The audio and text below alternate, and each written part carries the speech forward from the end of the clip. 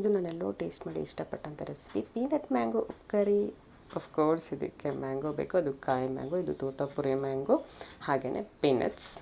So ಮ್ಯಾಂಗೋದು ಸಿಪ್ಪೆ ಎಲ್ಲ ಚೆನ್ನಾಗಿ ತೆಗೆದು ಈ ಥರ ಗಜ ಅಂತ ತುರಿಬೇಕು. ನೋಡಿ ಹೌ ಬ್ಯೂಟಿಫುಲ್ ಇಟ್ಸ್ ಲುಕಿಂಗ್.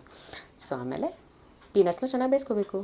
ಆಮೇಲೆ ಪ್ಯಾನ್ ಬಿಸಿಗಿಟ್ಟು ಅದು ಬಿಸಿ ಆದಮೇಲೆ ಅದಕ್ಕೆ ಎಣ್ಣೆ ಹಾಕಿ ಸಾಸಿವೆ ಹಾಕಿ ಅದು ಪಟಪಟ ಅಂತ ಹೊಡೆದ್ಮೇಲೆ ಜಜ್ಜಿರುವಂಥ ಬೆಳ್ಳುಳ್ಳಿ, ಕಡಲೆಬೇಳೆ, ಉದ್ದಿನಬೇಳೆ ಹಾಕಬೇಕು. ಆಮೇಲೆ ಒಣಗಿದ ಮೆಣಸು, ಕರಿ ಲೀವ್ಸ್, ಆಮೇಲೆ ಚಿಕ್ಕ ಚಿಕ್ಕದಾಗಿ ಕಟ್ ಮಾಡಿರುವಂಥ ಈರುಳ್ಳಿ, ಚಿಕ್ಕ ಚಿಕ್ಕದಾಗಿ ಕಟ್ ಮಾಡಿರುವಂಥ ಜಿಂಜರ್, ಶುಂಠಿ ಹಾಕಿ ಗೋಲ್ಡನ್ ಬ್ರೌನ್ ಬರೋ ತನಕ ಬಿಡಬೇಕು.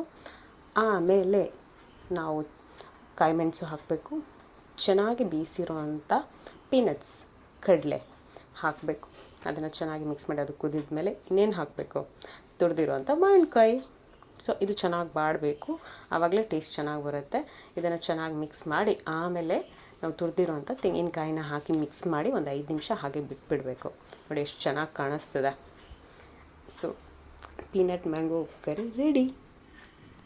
ಆಮೇಲೆ ಟೇಸ್ಟ್ ಮಾಡಿ ಹೇಳೋದೇ ಬೇಡ, ಅದು ಆಲ್ರೆಡಿ ನಾನು ತುಂಬ ಇಷ್ಟಪಟ್ಟಂಥ ರೆಸಿಪಿ. ಟೇಸ್ಟು ತುಂಬ ಚೆನ್ನಾಗಿ ಬಂದಿದೆ. ನೀವು ಟ್ರೈ ಮಾಡಿ, ನಿಮಗೂ ಇಷ್ಟ ಆಗುತ್ತೆ.